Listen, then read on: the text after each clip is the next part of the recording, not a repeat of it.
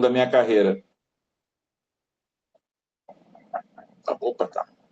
Então, assim, depois eu fiz um negócio que hoje em dia não tem mais, mas até meados da década de 90 vendia muito, que eram os livrinhos que vendiam em banca de jornal, geralmente eram histórias de aventuras, né, histórias de guerra, histórias de espionagem, histórias policiais, bang bang, eu era especialista em fazer esses livrinhos de bang bang, eu trabalhei com cerca de 39 pseudônimos diferentes.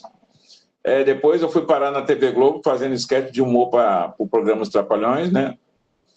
Nesse período eu também fiz um negócio que eu realmente é chato até falar, eu fiz 2 novelas para o Canal 13 de Assunção, no Paraguai, e atualmente, finalmente, eu cheguei na literatura infanto-juvenil e tenho atualmente 209 livros publicados, e por mais estranho que possa parecer, eu vivo de escrever. Em linhas gerais, essa é a minha biografia, né? Eu sempre gosto de dizer que, na verdade, eu sou uma pessoa bastante feliz, porque, para início de conversa, eu transformei o meu prazer em minha profissão. Né? Infelizmente, pouca gente tem essa sorte. Não é uma coisa muito fácil, porque, infelizmente, eu não consegui me tornar o Paulo Coelho. Né? Paulo Coelho está bem, eu tenho que ganhar o meu pão com o suor do meu rosto, mas adoro o que eu faço, não me arrependo de nada que eu faço, faria de novo se pedissem para fazer, e curto muito essa coisa, principalmente a literatura infanto-juvenil, porque ela me permite fazer uma coisa que eu acho muito interessante e, de certa medida, me ajuda a manter, inclusive, a atualidade da minha escrita. Eu viajo muito pelo Brasil e fora do Brasil, conversando com estudantes e alunos de várias faixas etárias, desde os pequenininhos até o pessoal maior, né? O pessoal do ensino médio, muitas vezes alunos de faculdade também. Então, em linhas gerais, esse sou eu. Né? Eu não vou começar a contar a história de cada um dos livros. Primeiro, eles leram 2 livros, então devem querer saber alguma coisa sobre a produção desses 2 livros. E segundo, que são 209 livros, né? E isso eu não estou incluindo as histórias em quadrinhos e nem os livros de Bang Bang. Né? Então, né? Vamos lá. Até porque também eu não sou muito chegado a monólogo, não. É muito chato você ficar falando e todo mundo olhando para sua cara. Eu sou mais chegado a um bom diálogo. Então, assim, às vezes cai um pouco a ligação, né? Eu espero que o senhor nos escute bem. Nós vamos começar primeiro com a turma 221, lhe fazendo algumas questões, tá? Tá ótimo.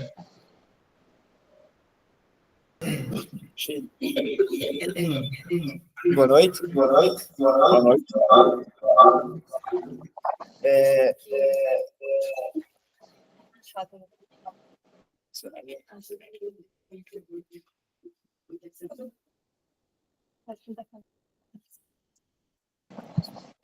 Alô?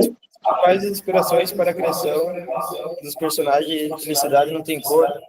E se algum deles foi inspirado em pessoas da vida real? Olha, assim, o Felicidade Não Tem Cor, existem 2 tipos de livro que o autor escreve, né? É aquele que ele tem a inspiração, escreve e depois vai procurar uma editora para publicar o livro dele. E a outra é aquele que ele recebe uma encomenda da editora para fazer o livro. O Felicidade Não Tem Cor foi um livro encomendado, inicialmente pela editora Moderna, né? E, assim, personagens inspirados diretamente em pessoas que eu conheci realmente não existem. Talvez o menino, né, o Fael, ele seja inspirado num colega de escola. Quando eu estudava, sempre estudei em escola pública, né? E tinha um colega, a escola pública aqui no Rio de Janeiro, ela é predominantemente, os que são atendidos são negros e afrodescendentes. Mas tinha um colega que sentava comigo, né, o Carlos Eduardo, que ele, quando a pessoa implicava com ele, ele tinha mania, porque ele achava que ele era um pouquinho mais claro do que eu. Aí ele virava sempre, quando ele estava chateado da vida, e falava: pô, você é mais preto do que eu. Né?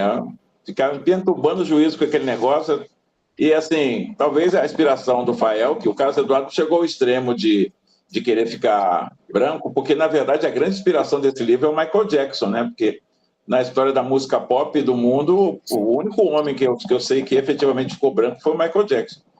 Então, ele que foi o início de toda a história. Enquanto eu estava falando com a moça da editora, eu comecei a pensar no Michael Jackson, porque a história dele, depois você estudando a biografia dele, você vê que o problema dele era muito mais grave do que só a cor. Mas, no início, ele foi minha fonte de inspiração.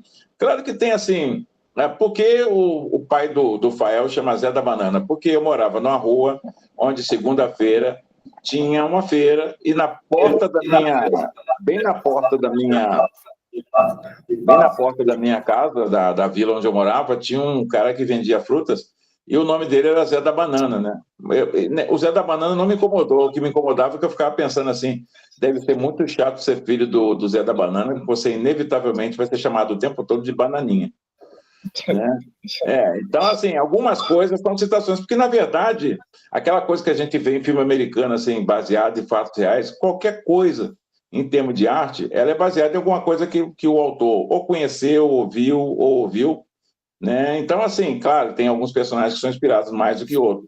Ou, por exemplo, o Cid Bandaleira, na verdade, ele foi inspirado num disque jockey que tinha aqui nos anos 80 e 90, aqui no Rio de Janeiro, chamado Eládio Sandoval. E ele tinha um programa na rádio que tocava rock o tempo todo, nos anos 80 e 90, e ele abriu o programa dizendo um bordão que era mais ou menos assim: agora vai começar 1 hora de bandaleira. Então, quando eu fui criar o personagem, eu peguei esse bandaleira dele, botei o Cid e usei como personagem. Ele é a inspiração. Mas ele é só inspiração por causa do programa de rádio, porque nem ele não usa cadeira de rodas, ele é um cara normal. Né? Então, a gente muito se inspira nas pessoas, nas coisas que a gente vê. Né? E, na verdade, existem 3 maneiras de você escrever. Você cria a partir do que você ouve, do que você vê e do que você vivencia. Né?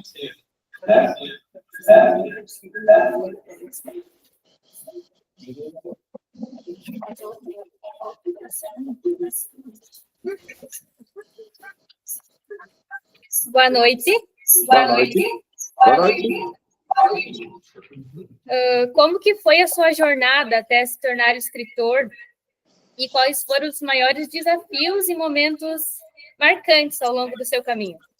Assim, como é que foi a jornada? Primeiro que a jornada foi por acaso, né? Eu me sinto um verdadeiro cachorro que caiu do caminhão de mudança. Porque eu nunca pensei em viver de escrever, na verdade é essa. Né? Eu só foi por força das circunstâncias que eu fui lá na editora onde um amigo do meu irmão me indicou, e também porque eu estava assim, desempregado, eu não tinha várias contas para pagar, porque você sabe, parece que quando você fica desempregado as contas chegam mais rápidas, e aí eu tinha que dar uma solução na minha vida. Além do mais, eu era o homem da casa, né? Meu pai tinha ido embora, eu sou o mais velho, então eu tinha que ajudar minha mãe nas despesas do lar. Então, assim, somou um monte de circunstâncias, eu fui parar na editora, escrevi uma história em quadrinhos que fez sucesso, e aí a editora me pediu para fazer outras histórias daquele personagem, e quando eu vi, já estava 2 anos lá.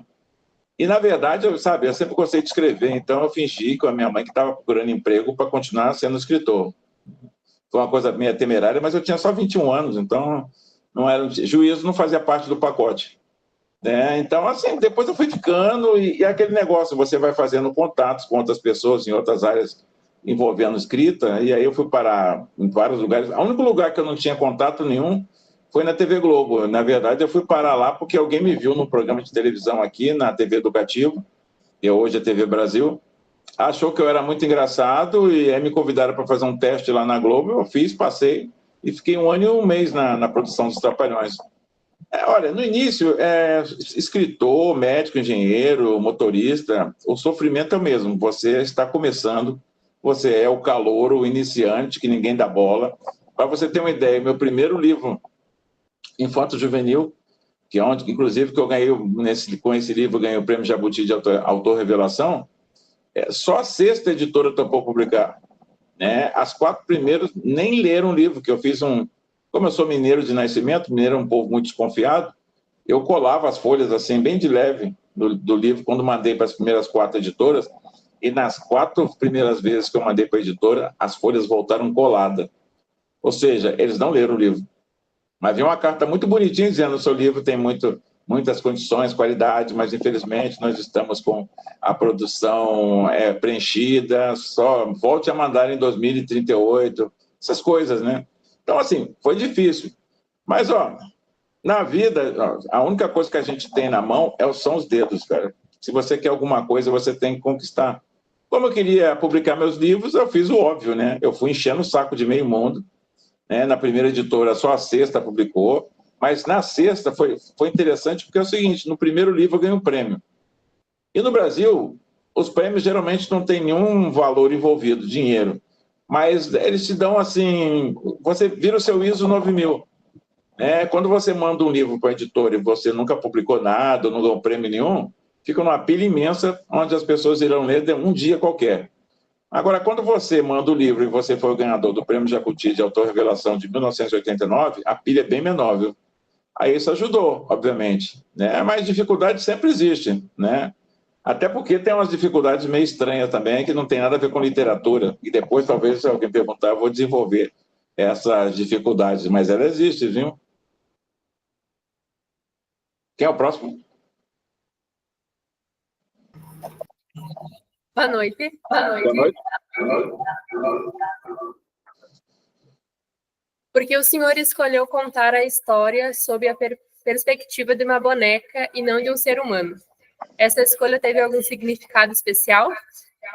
Bom, na verdade é o seguinte, o menino ele passa a história inteira reclamando que ele sofre preconceito, que ninguém gosta de mim, bababá, bababá. Aí eu pensei assim, eu preciso de alguém que faça o contraponto ao discurso dele. Aí pensei, posso botar uma professora, a tia dele, a mãe dele, um ser humano de carne e osso, mas como era um livro, em princípio, para jovens, eu pensei, vou fazer uma coisa meio inédita, né? Vou botar a voz crítica na boca de uma boneca que também sofre, em certa medida, o mesmo preconceito. Aliás, como alguém perguntou aí se tem alguma coisa real, essa situação da boneca, ela foi concreta, mas aconteceu num lugar totalmente diferente. Alguns anos atrás, eu vi uma entrevista no Natal, fizeram uma matéria na FEBEM, que hoje chama Casa Criança, um negócio assim, lá em São Paulo, que acolhe menores infratores, eles ficam presos lá. E aí a repórter da Globo fez uma matéria lá dentro para saber como é que era o Natal daquelas crianças que estavam presas lá dentro, né? E tinha uma caixa grande, assim, que eles enfeitaram, os assistentes sociais enfeitaram a caixa e botaram vários brinquedos lá dentro, e na hora que a repórter olhou lá dentro da caixa, já tinham tirado todos os brinquedos das crianças, mas sobrou uma boneca negra, né? E aí a repórter perguntou para a assistente social, ninguém vai querer a boneca negra? Aí ela falou, não, ninguém vai querer.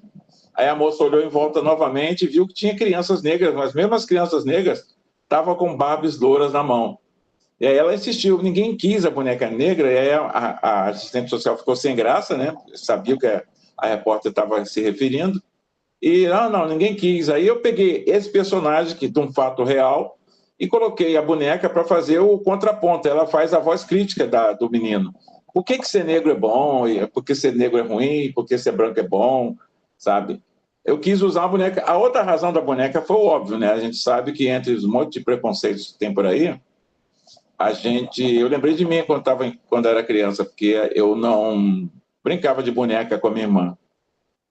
Mas eu brincava de boneca, aquele monte de soldadinhos forte Apache que eu tinha, que, na verdade, se você parar para pensar, a única diferença entre um e outro é o artigo, né? A garota brinca com boneca, o menino brinca com boneco. Mas, se você analisar, é a mesma porcaria, né? Então, eu achei que seria legal também discutir essa coisa. Também se discute apelidos, também, que é uma coisa que sedimenta preconceitos, e assim por diante, né? Então, a boneca foi escolhida para fazer a voz crítica dela, porque não era um ser humano, obviamente. Tem até uma história engraçada de uma escola lá em Belo Horizonte, que eles leram o livro, e aí a menina mandou uma cartinha para mim dizendo que gostou muito do livro, mas, infelizmente, boneca não fala. Aí eu mandei uma carta para ela dizendo que a boneca é minha. A minha fala, né? Sabe? Aí ela ficou assim meio sem graça depois na resposta que ela deu, mas fazer o quê, né? A boneca era minha mesmo. Quem é o próximo? Júlio, todos deram risada aqui, eu pedi para eles fecharem o microfone, porque senão dá muita microfonia, mas eles acharam muita graça dessa história da boneca ser sua. Não, olha, você tem cada história, assim, que quando você fala com o leitor e troca. Antigamente não havia tanta tecnologia, você escrevia muito e trocava cartas. As professoras mesmas, quando trabalhavam com os livros, pedia para os alunos escreverem. Então, olha, dá para fazer uns 3 volumes só dos comentários, daquela coisa. Teve um menino, por exemplo, que eu lembro agora, que ele é morador de Criciúma, né? E a turma toda leu o livro. Foram 88 cartas, eu respondi as 88 cartas. E aí ele falou que o livro que ele havia lido era a história da vida dele. Aí eu, pô, acho que, pô, será que ele está ensinando que eu plagiei a vida dele? Aí ele falou, não, porque a história era a história de se falava de gravidez na adolescência, e aí ele achou coisas muito similares na história que eu inventei com a história da mãe dele e dele, porque ele foi, segundo as palavras mesmo dele, ele foi um quase aborto. E a história fala, tem uma hora lá que a personagem vai tentar fazer um aborto, e ele diz que a mãe tentou fazer, e a explicação porque a mãe não fez foi parecida com a explicação que a mãe também deu para uma amiga porque não fez. Então, assim, as pessoas se identificam muito. Tem coisa mais maluca ainda, porque o meu livro que mais vendeu é um livro que conta a história de um adolescente que sofre um acidente de moto e recebe uma transfusão de sangue e pega AIDS. E a editora estava com tanta pressa de publicar o livro que esqueceu de colocar minha foto, a minha biografia, e não sei por que botou uma lista de hospitais que atendiam pessoas que tinham AIDS no final do livro. E o livro parecia uma autobiografia, alguém que tinha realmente sofrido um acidente, recebido uma transfusão de sangue e pegou AIDS. Pelo menos nos 10 primeiros anos, as cartas que eu recebia, eu sempre tinha aquele mesmo discurso. Apesar do senhor estar com AIDS, o senhor deve continuar escrevendo, que o senhor tem muito talento. Né? E como vocês podem ver, eu estou mais parecido um ex-Bebê Johnson do que um cara que tem AIDS, né? Bom, vamos nós.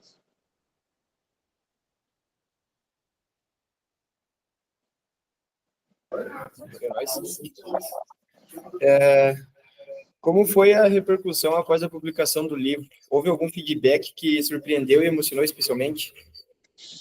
Olha, especificamente esse livro, eles têm, assim, teve um garoto, até foi ano retrasado, de uma cidade no Paraná. Não ria não, que é verdade, cara. Na cidade de Pato Branco. Né? E aí, né, era um posto lá, era um negócio universitário, né, um posto avançado da Universidade Estadual do Paraná. E aí ele contou que foi a partir de alguns livros meus que falam dessa questão racial que ele descobriu que era negro. Né? Eu achei bom. Né? Mas é interessante isso, porque a gente vive num país onde essa coisa da aceitação da sua própria negritude não é uma coisa tão pacífica, não. Né? É igual meu colega Carlos Eduardo da escola, ele achava que não era negro. Né? Ele achava que era moreninho, e aí a vida segue, mas no dia a dia ele vai ser confrontado com a sua morenice e ele vai descobrir que a morenice dele não existe. Um pouco de boa vontade é um eufemismo, mas nada além disso. Então, assim, muitas pessoas têm comentários engraçados, têm comentários tristes, tem um comentário muito doido, porque eu tenho um outro livro, que é um livro que faz muito sucesso, chamado Criança na Escuridão, e ele fala de crianças, meninas de rua. E aí uma menina, um garoto ligou para mim e falou que os pais dele, aquele discurso famoso, clássico, né, de quem tem 11, 12 anos, meu pai não me compreende, meu pai não me aceita, é aquele negócio todo. E aí ele falou assim, o senhor acha que fugir de casa é a solução? Aí o pai nisso de conversa eu falei, não sem um plano, né, por favor. Né? Depois eu falei com ele os senões de fugir de casa sem, sabe, a troco de nada. Né? Então, assim, tem várias coisas, inclusive. Né? Tem gente que se identifica realmente. Né? Teve gente que foi ver a palestra porque o filho dela tinha AIDS, né? E aí aquela coisa, ela achava que eu tinha escrito um livro autobiográfico que eu também tinha AIDS. Né? Então olha, acontece de tudo, cara. Eu já cheguei à conclusão que eu devo enganar muito bem como escritor, porque tem gente que acredita que o que eu escrevo é verdade. Já acharam até que eu era o personagem que tinha morrido, eu falei, infelizmente não, né? Porque senão, como é que eu escrevi o livro, minha senhora?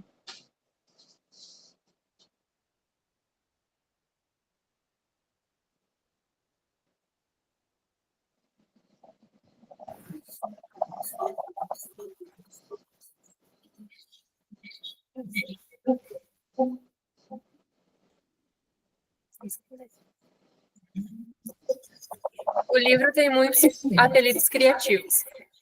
Existe algum que tenha sido inspirado em sua própria vida ou que tenha um significado especial para você? Tem deixa eu ver se eu achar aqui, fácil, eu até mostro. Que agora ele tá saindo pela minha simpática editora, né? Que é pequenininha, mas é minha. É igual a boneca, é pequena, mas é minha. Né? Você sabe que quando você procura uma coisa, lá, falei, é o último livro da pilha. Com certeza. Aqui, ó, esse aqui, ó.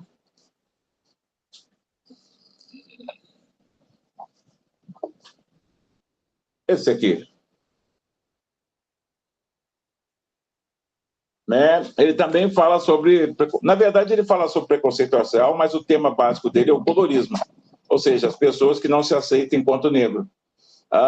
E aí, tem pelo menos... Bom, primeiro que ele tem muito a ver comigo, porque foi... eu também tive que descobrir que era negro, porque eu passei a vida inteira ouvindo dos parentes, e a minha mãe, inclusive, falando que eu era moreninho claro. Hoje, tem que achar graça, moreninho claro.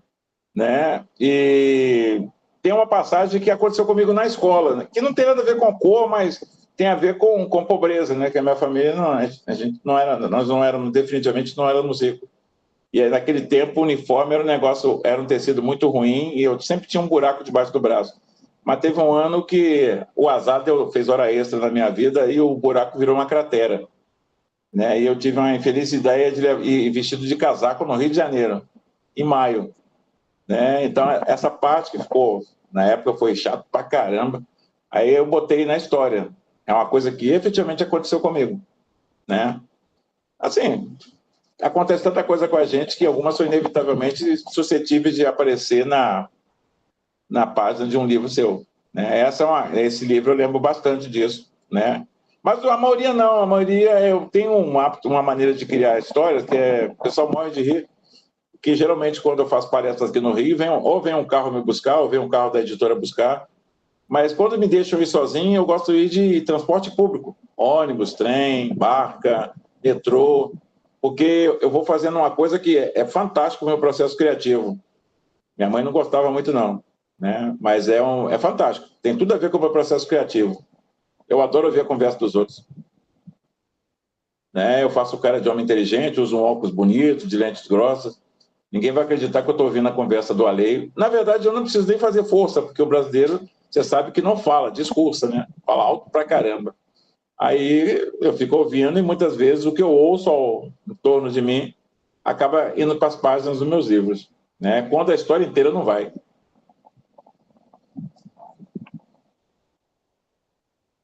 Mais algum?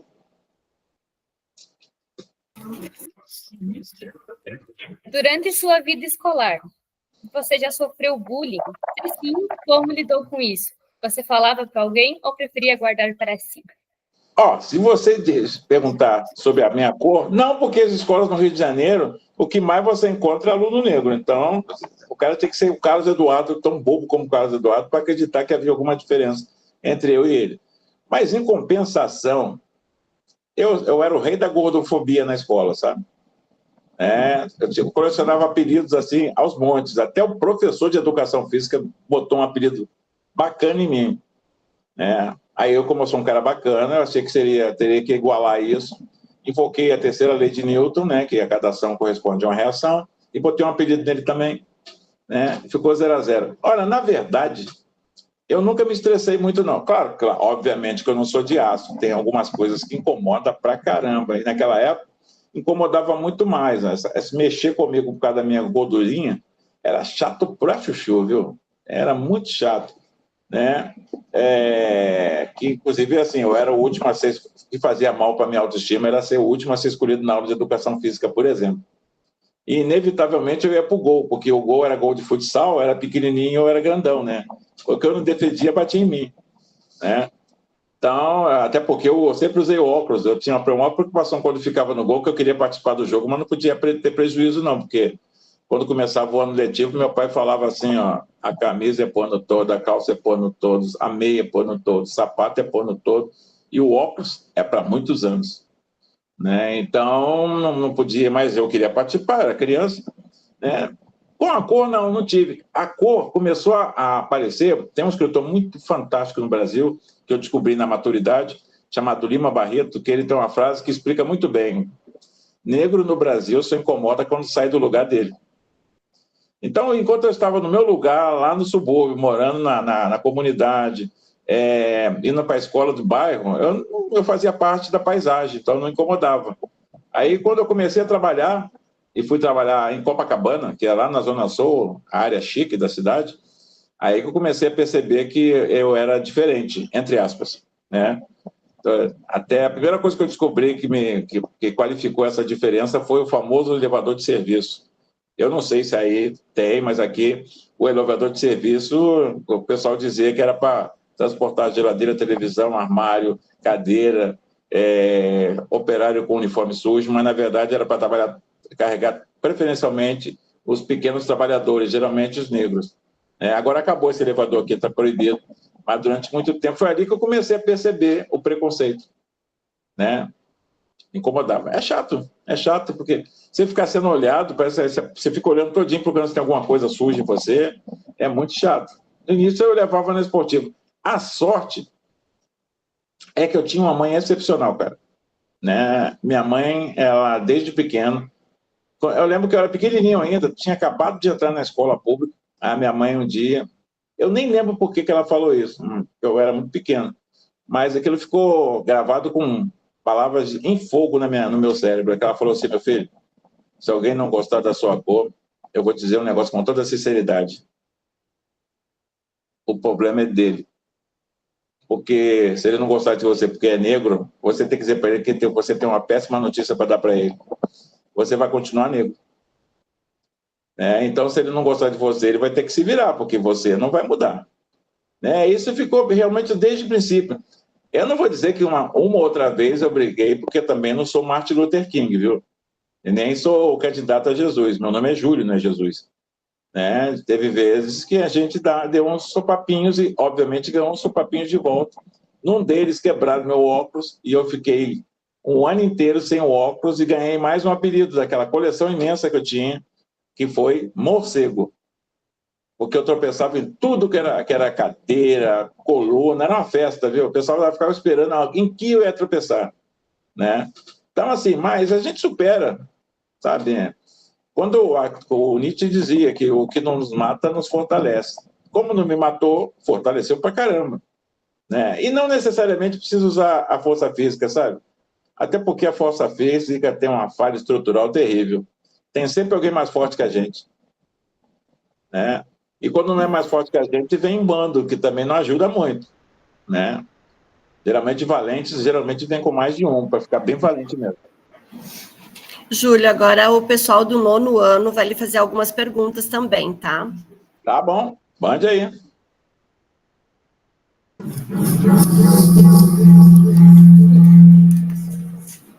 Boa noite. Boa noite. Bom, a gente tinha uma pergunta antes das nossas próximas, mas como o senhor já respondeu, a gente vai para outra. Ah, tá bom. Boa noite. Salve. Qual livro mais marcou sua trajetória como escritor?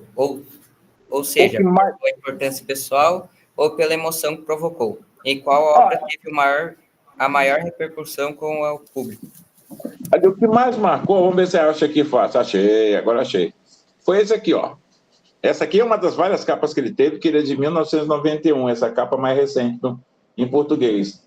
Por quê? Porque é o seguinte, a primeira história é uma história que conta a história de um grupo de meninas de rua da Praça da Sé, né? Eu tenho muito interesse em temas sociais, e esse é um tema que sempre me chama a atenção, porque eu vivo numa cidade muito grande, onde a grande paisagem que a gente encontra desagradável toda a vida, porque um país sério não deveria ter criança nas ruas, né? Mas isso é outra discussão. Eu vejo muita criança de rua, né? E esse livro fala dessas crianças. O chato de você fazer livros de temática social no Brasil é que, você sabe, o seu livro nunca fica velho, cara.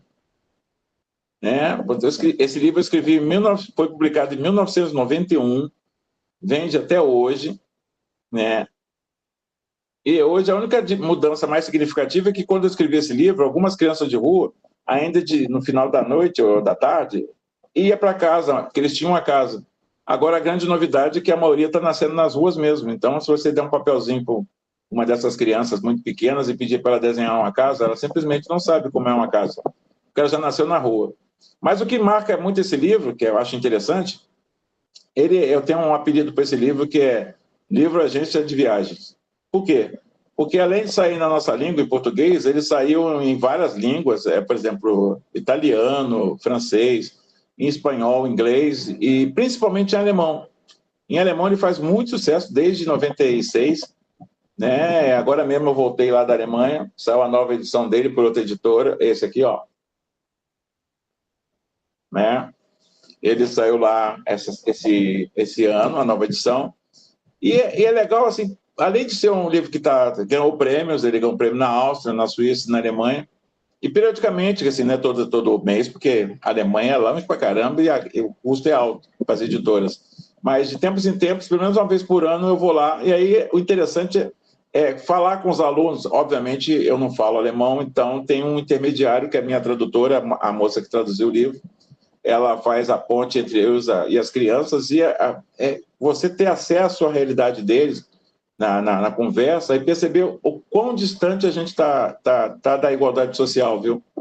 Sabe? Porque é outro lugar, é um outro mundo. E isso mexe com a gente, porque você vê outra maneira de criança ser tratada, de a educação ser levada a sério, de verdade. Né? Por isso que esse livro, assim, ele abriu as portas do mundo para mim. Né? Por isso que ele é tão importante. Não é o que mais vendeu.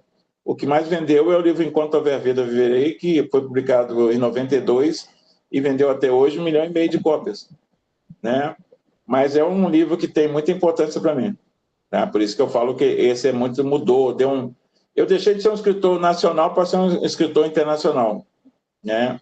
E isso, sabe, assim, tem um escritor português chamado José Saramago, que ele diz uma coisa que é bem verdadeira: você só consegue enxergar a ilha de verdade quando você sai da ilha. Então você só consegue enxergar o seu país, o Brasil, quando você sai dele. Porque o cotidiano te faz você se acostumar com aquilo que está ali, porque você acha que aquilo ali é o normal. A existência da gente é aquilo ali, né? Aí quando você começa a viajar para outros países, você começa a ficar meio, no meu caso específico, você começa a ficar incomodado com algumas coisas, porque você percebe que pode ser de outro jeito. Não precisa ser desse jeito, né? Você começa a ver a vida como certas coisas que na nossa existência, no nosso cotidiano, tem uma maneira de ver, de enxergar, de agir, e você começa a ver, por exemplo, como é lá fora, né? Teve uma vez que eu fiquei na casa de uma amiga minha, que ela fez a tradução na Suíça, e ela tinha nascido, coincidentemente, ela tinha nascido na mesma cidade onde eu nasci, lá em Minas Gerais, e ela foi a intérprete. Ela tinha casado com um suíço lá, morava lá um tempão, já tinha 2 filhos lá, e aí eu fiquei uma noite, fui fazer um trabalho, fiquei até tarde, dormi na casa dela, sabe? E assim, o marido dela é o que aqui seria o vereador, né? Só que assim, poxa, cara, vereador lá não tem graça nenhuma se você olhar pelos parâmetros dos políticos brasileiros. O cara só trabalha uma noite, ele recebe uma ajuda de custo para ir para a reunião, né? Não tem salário, vai e volta de bicicleta, né? E não tem nenhuma vantagem nenhuma, não tem nenhuma acréscimo. Aí você volta para o seu país e é um negócio lucrativo ser vereador no Brasil. Né? Tem um monte de penduricários, aí você começa a fazer essas comparações. Quando eu ganhei o prêmio na Áustria, tinha uma fila para o almoço lá depois da entrega do prêmio. Aí eu achei engraçado que o ministro da Cultura, que tinha acabado de entregar o prêmio para mim, ficou atrás de mim na fila. Aí eu fiquei, poxa, se fosse no Brasil, já tinham aberto o caminho para o ministro pegar o pratinho dele, né? Sabe, essas pequenas coisas, né? O respeito no trânsito, você não ficar em pé na ciclovia, parece bobagem para a gente, é uma coisa muito levada a sério, né? A própria educação é uma coisa. Eu achei interessante que aqui no Brasil o professor vai para a sala onde os alunos estão esperando por ele.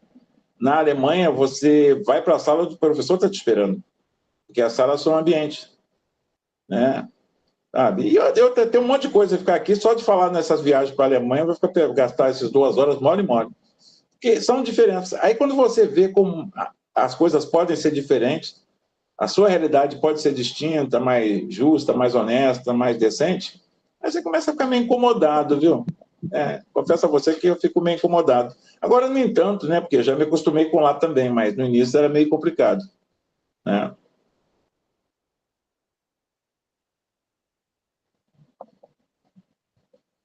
Opa! Boa noite. Boa noite. Durante sua formação escolar ou em sua família, você recebeu algum incentivo especial que o motivou a se tornar escritor?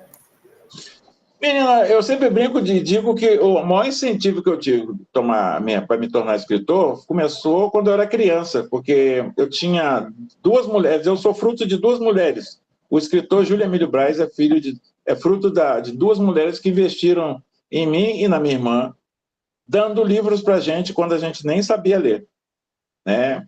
A minha irmã não escreve, não é escritora, mas a minha irmã é aquela que, quando você vai na casa dela, você tem que perguntar primeiro que livro ela está lendo. E se ela estiver lendo um livro e ficar falando muito do livro, você só vá na casa dela depois que ela terminar de ler o livro. Porque quando a minha irmã está lendo um livro e te convida para almoçar, por exemplo, você com certeza vai comer arroz com cheirinho de fumaça, vai comer feijão ligeiramente queimado e outras coisinhas assim da culinária quando a minha irmã está lendo um livro. Porque ela cozinha lendo o livro, e aí não dá certo. Você sabe, quem cozinha sabe que ler e cozinhar não dá muito certo. Né? Minha irmã é uma baita leitora, é uma devoradora de livros. Eu avancei um degrau a mais e acabei virando escritor. Né? E foram essas duas mulheres, porque quando eu tinha 5 anos, minha mãe ainda tinha uns 4, elas começaram a dar livros para a gente. Minha mãe, a dona Geralda, e minha tia, também Geralda, eram duas grandes apreciadoras de escola e de livros. O mais engraçado é que as duas são analfabetas, eram analfabetas, que já morreram, né? Mas elas achavam mal barato criança lendo. A minha tia, inclusive, tinha um acordo com a gente de que ela trabalhava na casa de um pessoal muito rico aqui no Rio de Janeiro e ela começou a trazer livros e revistas que eram dos patrões e dos filhos dos patrões que eles deixavam trazer para mim e para minha irmã. Né? E o acordo era o seguinte, ela vinha uma vez por mês, ela tinha uma folga mensal, ela vinha, ela só ia na minha casa do meu pai, né, claro, e o acordo era o seguinte, ela trazia uns livros no mês, quando ela voltava no outro mês, a gente tinha que contar a história do livro para ela deixar os livros que ela havia trazido. Então, se eu sou escritor, é porque antes essas duas mulheres, que eram, eu repito aqui, analfabetas, deram muitos livros para a gente. Né? Quando eu cheguei na escola, eu descobri uma coisa fantástica. Eu só tinha que aprender no primeiro ano primário, você aprendia ler, escrever, somar e diminuir. Eu só tive que aprender a escrever. As outras duas coisas eu sabia fazer. Eu sabia somar e diminuir e sabia ler. Né? Foi por isso. Essa aí foi a grande transformação na minha vida, porque eu aprendi a escrever rapidamente e logo quando começaram as redações, eu virei o queridinho da professora, com todas as vantagens de ser o queridinho que faz redações maravilhosas e ganha concursos literários entre as escolas do Rio de Janeiro. Né? Então, assim, é uma lembrança que eu tenho, foi para sempre, né? Eu sou um leitor compulsivo até hoje. Antes de ser escritor, eu fui um leitor voraz. Agora mesmo eu mudei de endereço, né? E aí, ao arrumar a mudança, que é uma penca de livros, eu descobri que 52 livros que eu ainda não li, eu só comprei. Né? Serão lidos, porque eu estou pensando em viver até uns 100 anos, dá tempo de ler todos esses livros que estão por aqui, se eu parar de comprar também, senão já era. Vou ter que levar comigo. Né? Mais alguém? As temáticas abordadas em seus livros apresentam alguma conexão ou linha condutora entre si? Se sim, como elas dialogam uma com as outras? Olha, a minha temática favorita, quer dizer, eu posso falar contigo assim, ó, eu tenho uma temática favorita, né? Eu adoro temática social, talvez seja reflexo de eu ser professor de história, porque professor de história lida com a sociedade, analisa a sociedade, e a gente fica achando que vai fazer revolução. Quando eu era novinho, eu achava que ia fazer revolução. Né? Até tentei deixar uma barba tipo Fidel, mas a minha pigmentação acentuada e a minha etnia não favoreceu muito, não. O máximo que eu consegui foi um black maravilhoso, que dava um trabalho olímpico para pentear, inclusive. Né? Mas eu parei de usar porque são quase meia hora penteando o cabelo, eu não tenho paciência para essas coisas, não. Então, assim, o meu... Primeiro era o cotidiano em que eu cresci, né? Eu cresci eu nasci no interior de Minas Gerais, numa cidade muito pequena e, obviamente, pobre. A maioria dos meus parentes eram catadores de café, só meu pai e meu tio que virou um ponto fora da curva, porque os dois viraram mecânicos numa cidade que tinha poucos carros, então não tinha futuro lá, eles vieram para o Rio de Janeiro. Então, assim, eu sempre convivi com a... Não vou falar miséria, que é uma palavra muito forte, mas com as dificuldades de pessoas que são menos favorecidas do que outras no Brasil, que é quase a maioria, né, infelizmente. eu acho que é a maioria, né? Então, assim, isso me deu uma certa sensibilidade. E eu acho que a gente tem que discutir. A gente tem o brasileiro, por si só, ele tem uma mania de... Sei lá, cara, a gente não posso falar de todos os brasileiros, que eu não conheço todos. Mas aqui no Rio, por exemplo, onde eu conheço profundamente, as pessoas não levam muito a sério as coisas. E tem certas coisas que a gente tem que levar a sério, né? A gente sempre espera que vai dar tudo certo, a gente sempre espera que alguém vai resolver para a gente, né? Eu até brinco que isso aí é reflexo dos 350 anos de escravidão, sempre tinha alguém para fazer as coisas por nós, né? Então, assim, eu tenho interesse nisso, nessas temáticas. Eu acho que é a minha própria existência. Eu sei que eu não vou fazer revolução nenhuma, eu não vou mudar nada com o livro, mas se alguém parar para pensar um minuto depois de ler sobre preconceito racial num dos meus livros, se ler sobre injustiça social, sobre corrupção, que são temas comuns, sobre o uso de drogas, porque eu cresci numa comunidade onde isso hoje, na época não era tão violento, agora está muito violento, né? E continuo indo lá, porque é uma coisa que eu gosto de fazer é ir na escola. Eu acho que nas escolas públicas, principalmente aqui no Rio de Janeiro, é que você tem que incutir na cabeça das... A verdade, a palavra é essa, não é fazer a cabeça, mas é deixar por A mais B que você precisa, querendo ou não, gostando ou não, você tem que se educar, cara. Se você pensar de maneira prática, objetiva, uma das coisas que está acabando no mundo inteiro são os empregos de mão de obra não especializada, né? Sabe? Já foi o tempo. Aqui no Rio tem uma rede de supermercado que já virou uma lenda, a rede Sendas. O Arthur Sendas, que era um português, ele chegou no Brasil analfabeto e montou um império de supermercado. Só que hoje ninguém consegue fazer isso. Não tem chance. Não tem mesmo. Lá vai o tempo do Silvio Santos vendendo Gillette na Central do Brasil e criando um império midiático maravilhoso. Não rola. Não rola. Até em países avançados, onde todo mundo tem nível universitário, na Finlândia, por exemplo, as pessoas estão cobrando imposto das indústrias que trabalham com robôs para dar uma ajuda de custo a quem, não, mesmo tendo formação, não consegue emprego. Isso é só um pontinho, sabe? Para você viver numa sociedade organizada significa que é uma sociedade onde a palavra escrita é a rainha do negócio. Se você não sabe, se você bate o olho no papel e não consegue ler o que tá ali na sua frente, você seguramente vai ficar para trás. Lamento dizer. Entendeu? Então, assim, discutir os temas, fazer parte da sociedade, você só se torna cidadão quando você debate os problemas da sua cidade. Se você não é um cidadão, não participa de nada, quando vai votar, pega um santinho no chão e copia o nome do cara sem saber quem é o cara, sabe? Depois você não pode reclamar da sua sorte. É nesse sentido que eu gosto de trabalhar com temas sociais. Eu não vou fazer a revolução, porque quem faz a revolução não é um cara, é o povo quando se cansa do mesmo estilo de existência, né? Então, nesse sentido, eu tenho essa coisa bem em mim mesmo, né? Eu gosto de escrever sobre isso. Isso não quer dizer que, por exemplo, como eu sou profissional, eu não vou fazer, por exemplo, ficção científica, terror, né? Tem vários terrores aqui, né? Ecologia, né? Cultura africana, né? E assim por diante, né? Porque eu sou um profissional da escrita, então eu vivo disso, né? Mas a temática social é uma coisa que me mobiliza muito, né? E eu curto, acho legal, acho que a literatura não pode ser panfleto, sabe? Eu não posso escrever um livrinho dizendo, faça assim, que você... Isso não é literatura. A literatura, ela tem que... Quando me perguntam qual é a mensagem do meu livro, não tem mensagem porque eu não sou carteiro. Essa é a primeira coisa. Segunda, que a mensagem não sou eu que coloco, é você que encontra. Eu escrevo uma história, e a minha única preocupação, com toda a sinceridade, é contar uma boa história. Porque se a história está bem contada, as pessoas vão pensar, né? E é o pensamento seu que vai fazer a sua transformação, não sou eu que vou te transformar. Por isso.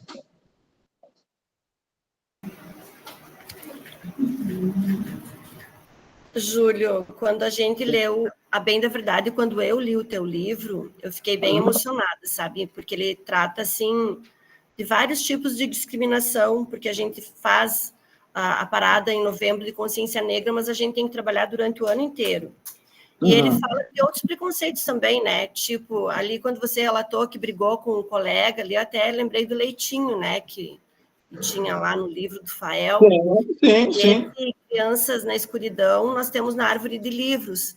Graças a Deus, cada vez que a gente precisa fazer leitura, nós precisamos fazer o orçamento do livro para poder comprar para a biblioteca. Então, assim, se torna meio difícil fazermos a leitura dos livros que nós queremos. Então, agora, quem vai falar com você vai ser os alunos do primeiro ano, tá? Tá ótimo. Olá, boa noite. Boa noite, como é que você está? Tudo bem? Tudo certo, e o senhor? Tô ótimo. Meu time é líder no campeonato, vai ganhar Libertadores, você quer o quê? Que você escreveu, há algum que seja seu favorito e o que torna especial para você? Bom, assim, dos livros que eu escrevi, todos eles, o meu favorito parado é o Crianças na Escuridão. Primeiro pela estrutura que eu escrevi, porque como a história é o seguinte, é uma menina de 6 anos que é abandonada pela mãe, quando a mãe diz que vai comprar 1 quilo de arroz no supermercado e a abandona na porta do supermercado. Ela fica abandonada na rua e um grupo de meninas que já vivem nas ruas acolhe essa menina e a história conta aos 3 anos, dos 6 aos 9 anos, dela se transformando paulatinamente numa criança de rua. Até que no final da história ela é uma criança de rua que vai ajudar outras crianças de ruas que chegarão na rua como ela chegou aos 6 anos sem saber como sobreviver nas ruas. É até engraçado porque as crianças, as pessoas que leem o livro, elas ficam... De vez em quando alguém fala assim, moço, eu acho que o livro ficou faltando uma página. Porque nós estamos muito acostumados àquela coisa de novela, começo, meio e fim, casamento no final. Final feliz, coisa linda. E o meu livro não tem final feliz, porque não tem final feliz das crianças de rua. Né? Eu acho até que seria assim, de jogar fora uma boa ideia, botando no final uma solução mágica, ou seja, aparece um turista inglês, se encanta com a menina de rua, resolve, num momento de profunda comoção e empatia, levar a menina lá com ele para Londres, ela vai ter uma vida de rainha, bonita. É lindo esse final, mas não é o final real. E eu preferi mesmo assustando e fazendo algumas pessoas chorarem. Foi o quê? Foi segunda-feira, eu fui na escola, a professora trabalhou com esse livro, ela disse que demorou, teve uma hora que ela parou porque ela chorava. Não era a minha intenção, óbvio, né? Eu não sou, eu tô aqui, um grande safado que vai ficar fazendo as professoras e as crianças chorarem. Mas, primeiro que assim, ao chorar, ela demonstrou uma coisa que também falta ultimamente no mundo, que é a empatia, né? Você se colocar no lugar do outro, né? Tá muito complicado. E até falei com ela, professora, pode ficar tranquila, porque a senhora não foi a primeira que chorou, nem vai ser a última. Tem umas histórias na Suíça que teve um cara, quase 2 metros, na plateia que estava ouvindo a narrativa do livro, que o cara soltou o berreiro, um homem quase 2 metros, ficou todo vermelho, começou a chorar, porque a história é comovente, né? Assim, mas ele é muito simples. A maneira que eu escrevi, como é uma criança contando o que está vendo na rua ao longo dos 3 anos, ela faz... Quem leu o livro, tem hora lá que ela rouba um chocolate numa loja. Mas assim, ela não narra normal, narrativa tradicional, eu entrei na loja, blá, blá, blá, não. Toda a narrativa, ela é feita com frases curtas, né? A última é que tem um pouquinho mais de uma linha, mas as outras são todas assim, uma frases. Mas que você que está lendo o livro, você vai construindo a narrativa, a imagem, visualmente, na sua cabeça, você cria toda a cena que a menina está descrevendo com aquelas frases. Né? Porque assim, eu acredito que o livro não é uma coisa digestiva, você fica ali passivamente lendo e degustando o livro, afinal, acabou, tchau. Não, o livro você faz parte da festa. Né? Um livro bem lido é um livro que tem a minha imaginação ao escrever a história, mas fundamentalmente a sua imaginação ao ler a história. Então, quem leu o livro e chega nessa parte, consegue ver claramente todo aquele lance, aquele drama, aquela tensão da menina que roubou um chocolate e está morrendo de medo de ser apanhada pelo fiscal da loja e levar uns tapas na mão ou em outras partes do corpo, e que no final acontece. Então, assim, é um livro muito... A maneira de narrar, eu confesso a você, sem falsa modéstia, que eu estava bem inspirado, viu? E aí ficou legal, é um livro que eu curto muito e é um livro que qualquer um entende. Eu acho legal quando eu faço essas viagens. Teve uma escola na Suíça, em Zurique, que era uma escola de nações, então tinha crianças de várias partes do mundo. E eu achei engraçado que cada grupo, cada nacionalidade, elegeu um dos personagens, ou 3 ou 4 personagens, para eleger como protagonista, ou seja, para aquelas crianças, dependendo da realidade de onde eles vieram, eles transformaram aquele personagem na... Por exemplo, eu lembro que os meninos que vieram da Colômbia, no livro tem um menino que é um menino de rua, ele é violento, ele tem um revólver, e ele se apaixona por uma das garotas, mas a garota não dá bola para ele, ele é muito brutamonte mesmo, e aí os garotos gostaram dele, os colombianos, porque lembra os meninos que vivem nas ruas de Bogotá, que eles chamam de pequenos tarzãs, que são meninos, são pivetes, assim, são extremamente violentos, né? Já algumas meninas em que se encantaram com a menina que está perdida, porque eram muito pequenas, iguais a ela. Então, assim, essa coisa é muito legal. Então, esse livro é muito... Eu continuo achando que ele disparadamente é o meu melhor livro, né? Por enquanto, eu não sei. Eu ainda tenho muito livro para escrever, né? Nessa mudança também descobri outra coisa, que tem um monte de anotações. Acho que não vai dar para escrever todos esses livros que eu anotei aqui, não. Mas, quem sabe, né? Sabe? Mas esse é o meu livro, Crianças da Escuridão. Claro, tem outros que eu gosto muito, o Pretinho é Eu, mas esse eu tenho uma... Até porque ele, como eu falei no início com um dos seus colegas, ele abriu a porta, digamos, do mundo, né? Se bem que eu tive uma experiência, tenho uma experiência fazendo quadrinhos também. A primeira viagem que eu fiz para fora do Brasil foi para uma feira de livros na Bélgica para participar por conta de um trabalho que eu fazia em quadrinhos com um amigo meu lá para um editor em Antuérpia. Mas essa coisa de ir frequentemente a várias partes da Europa para falar de literatura, falar do Brasil, falar de outras coisas, foi com esse livro. Esse livro foi... É por isso que eu chamo esse livro de livro agência de viagens. Ele que volta e meia está me levando para... Agora mesmo, então, a editora está negociando indo com a Dinamarca. Se fechar o acordo, blá, blá, blá, eu vou ter que fazer alguma atividade na Dinamarca. Eu já fui lá, mas uma vez só e foi bem rapidinho em Copenhague, né? Então, agora, quem sabe, vai ficar... Geralmente, quando você vai assim, você fica uns 10 a 15 dias por lá, né?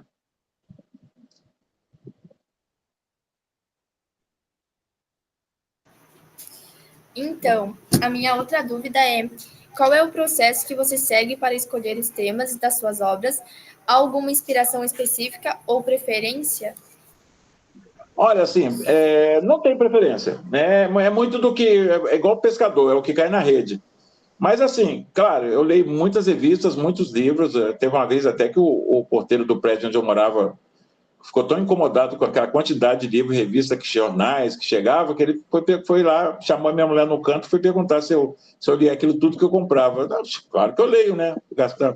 Já viu o mineiro gastar dinheiro em vão? Isso não existe, né? É lenda urbana. Então, assim, eu leio bastante. Uma das fontes de temas, para mim, é exatamente as leituras.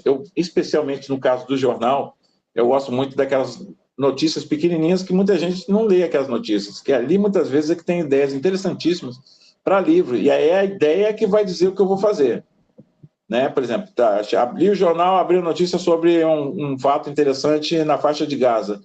Aí, a partir daquilo ali, eu vou desenvolver uma pesquisa sobre Gaza, sobre os palestinos, sobre Israel e toda a história daquela região, e a partir daí vai sair meu livro. Outras vezes, assim, por exemplo, agora mesmo eu estou fazendo um livro que eu pesquisei durante 17 anos para escrever. Mas não é nada, assim, fantástico, extraordinário. Quando eu era criança, já existia a sessão da tarde, né?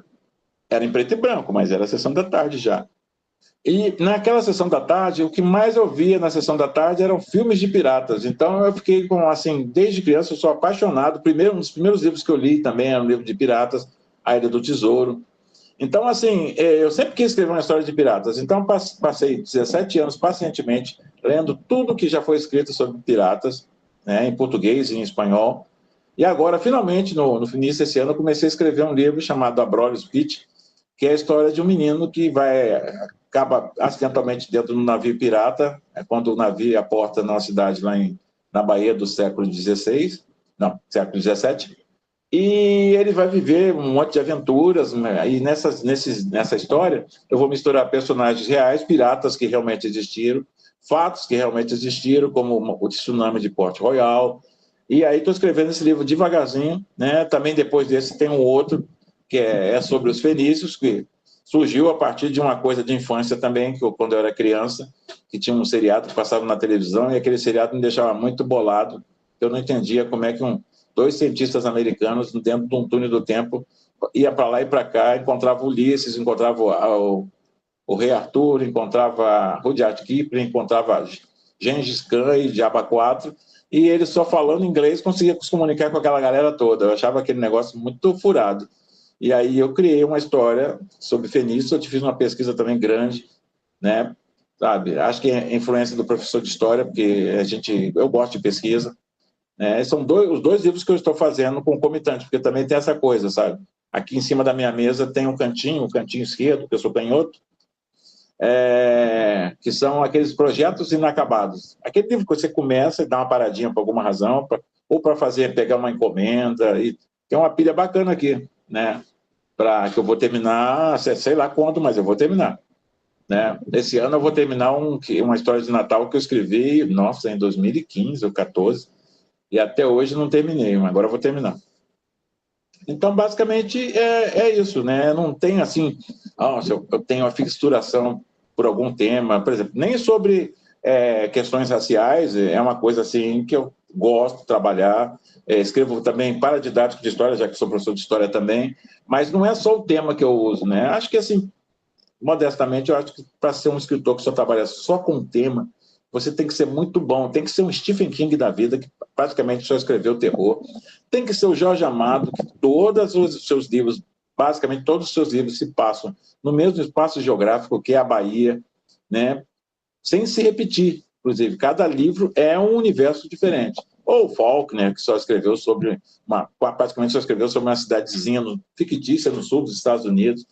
Eu gosto de escrever sobre vários temas. Às vezes é uma conversa mesmo, não precisa ser nada que eu li, não. Às vezes, como eu falei, eu gosto de andar muito de transporte público, eu fico fazendo exatamente isso, né? Eu não sei se é coisa de carioca, mas, nossa, o povo aqui fala muito alto. Aí, mesmo que você não queira ouvir, você ouve.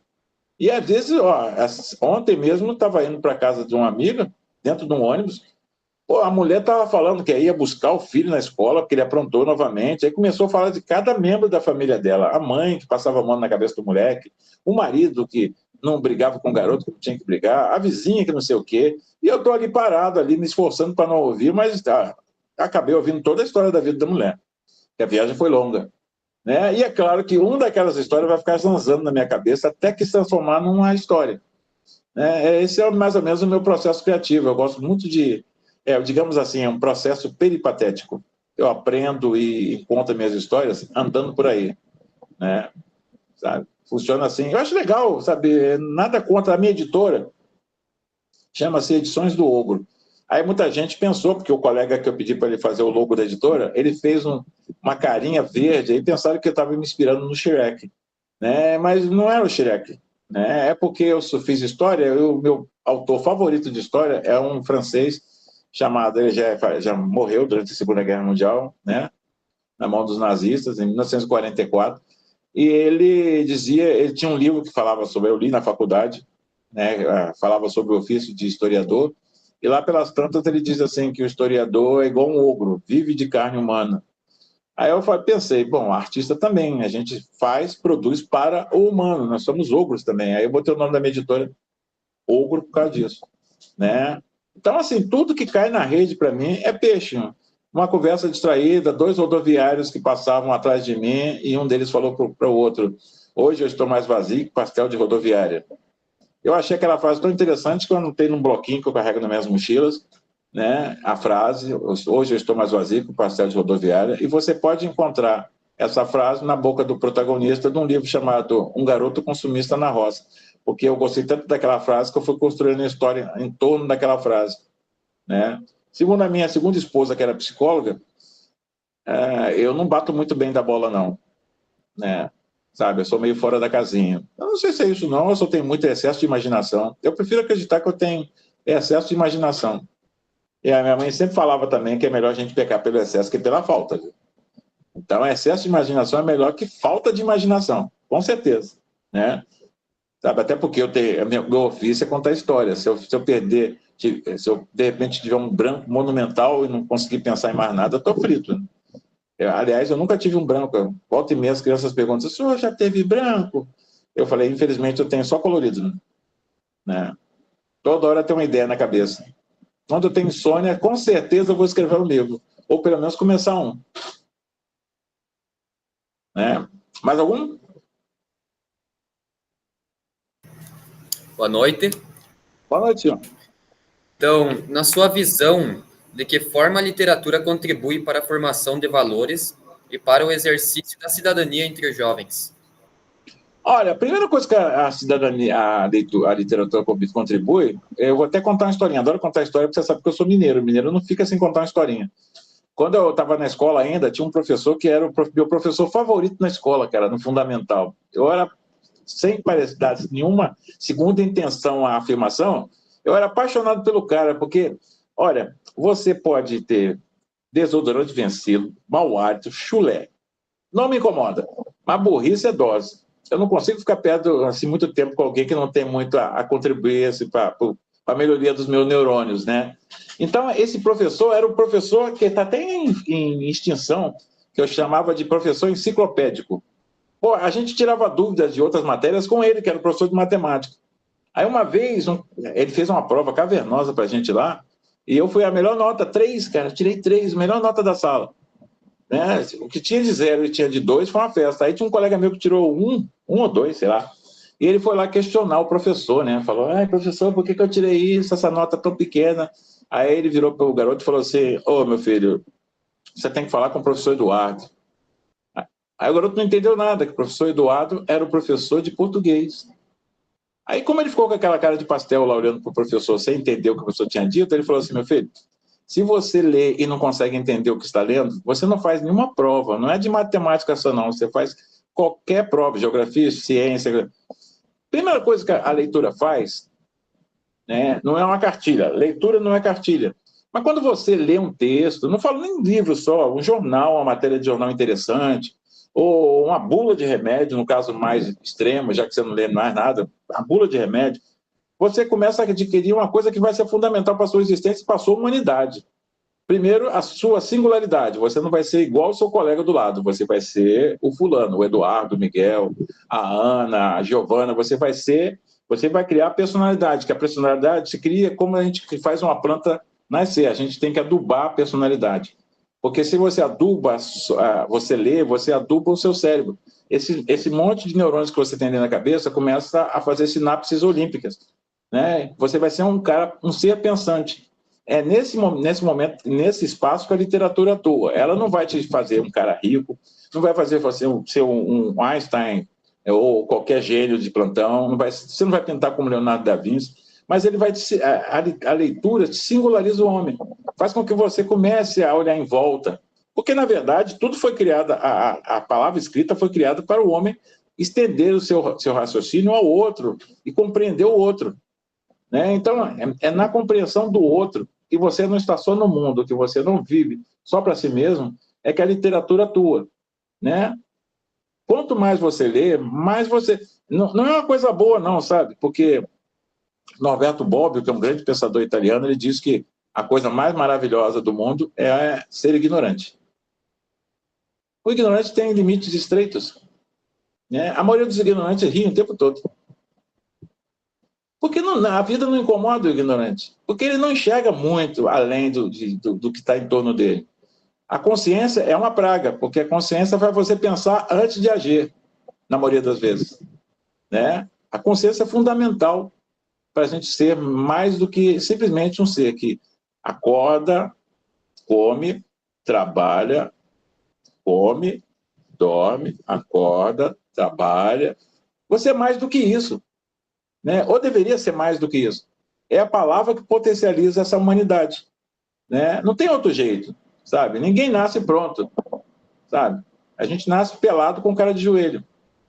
A partir daí, do momento que você dá o primeiro choro, que você é muito mal recebido, inclusive, né? Os caras te dão um tapa na bunda, né? É uma maneira muito pouco cavalheiresca de receber uma pessoa no mundo, convenhamos, né? Mas, a partir daquele momento ali, a construção é sua, você que vai se construir.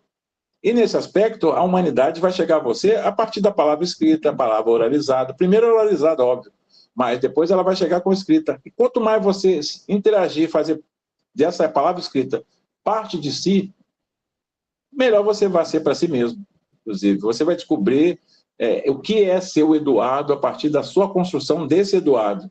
que vai ser diferente do outro Eduardo, e de como ele se construiu. Né? Nesse aspecto, a literatura... É que a gente vive numa sociedade, assim, se o treinador perde 3 jogos, ele já está demitido. Nós somos uma sociedade imediata, né? E não se constrói um homem de imediato. É ao longo da vida inteira que ele é construído.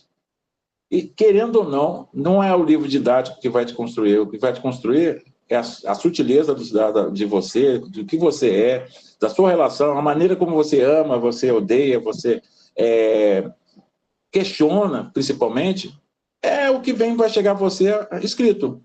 Mesmo oralizado, é em certa medida escrito. Né? Eu acho que é por isso que a gente tem que ler. Volta assim, né? Não vai mudar Todo mundo fala, cada um diz que é de um autor, eu não sei de quem que é. Mas, assim, a frase diz que um livro não vai mudar o mundo, uma música não muda o mundo, uma peça de teatro não muda o mundo. Mas essas 3 coisas têm a capacidade de mudar o humano que você é. Né? Potencializando a sua humanidade. Ninguém se constrói só no ar. Nada cai do céu a não ser cocô de passarinho. E chuva. Né? Eu podia pensar em mais 3 ou 4 coisas aqui, mas algumas são extremamente controversas. Né? Mas é por isso. Acho que é por isso que é nesse aspecto que ler é uma coisa imprescindível à existência humana. Ler é humano. Né? Adoro meus cachorros, mas nenhum deles lê nada, viu? E eu não sei falar a língua dele. Né? Eu entendo até moderadamente os meus cachorros, mas não rola nenhum papo bacana, não. Inclusive, meus cachorros não torcem pelo Botafogo.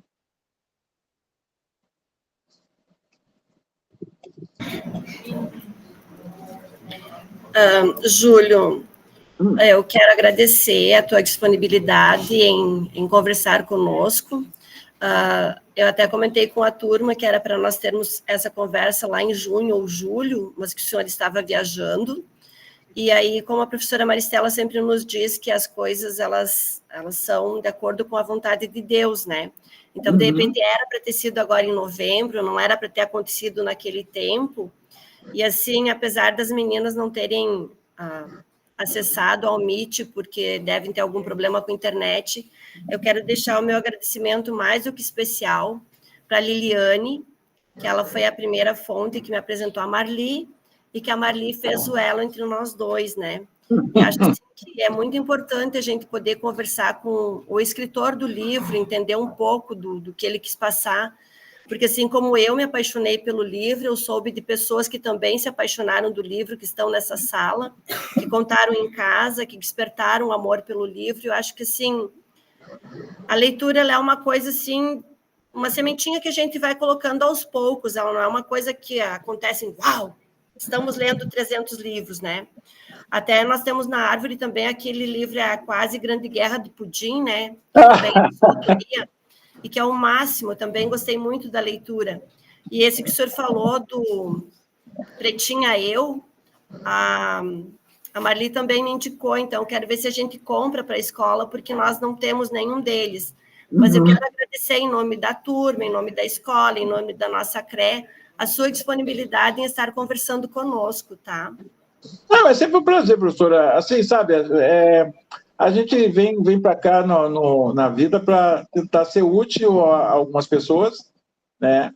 E tentar ser feliz. Né? Alguns até conseguem as 2 coisas. Eu acho que, assim, não, a gente sempre muda quando conversa.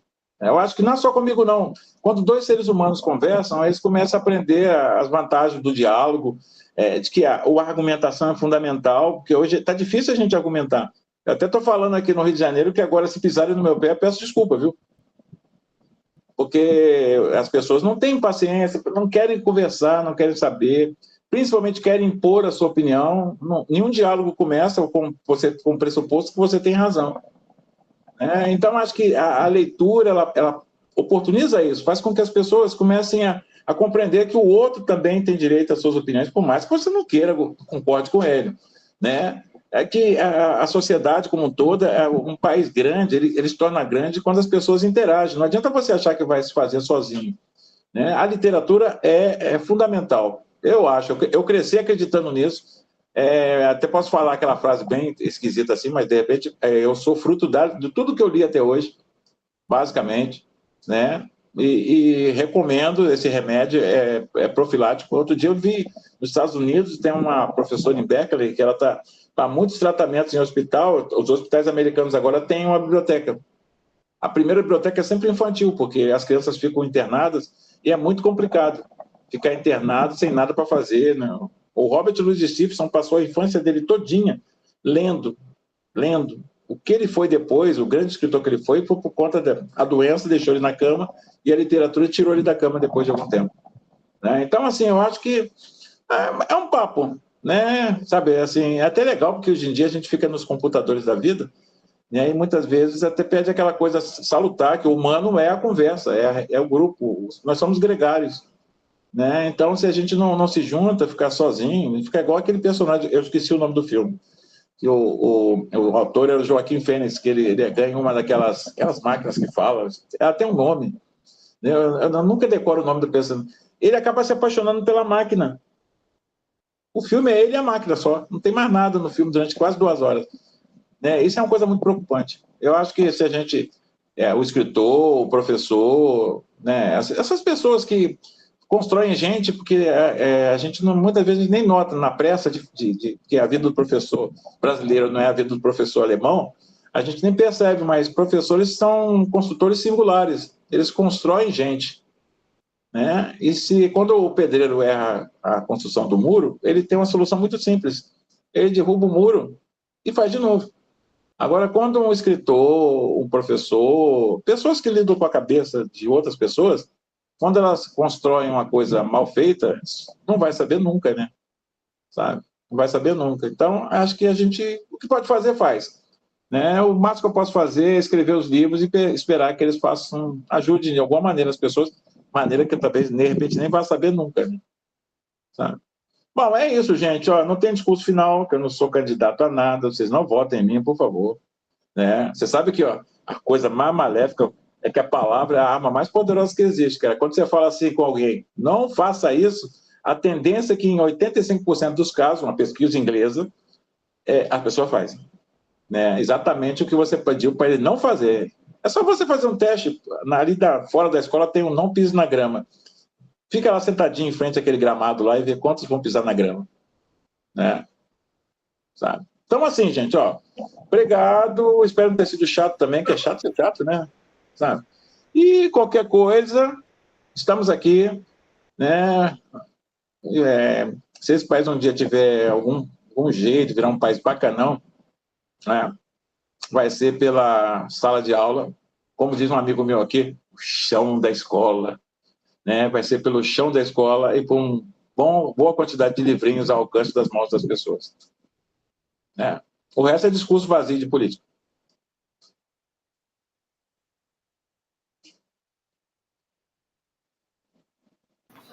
Então tá, Júlio, muito obrigada por tudo, obrigada pela participação, obrigada pela disponibilidade de tempo também, tá? Tá bom, sempre às ordens. Valeu, muito obrigada. Tá bom? Grande abraço a todos. Até a próxima, gente.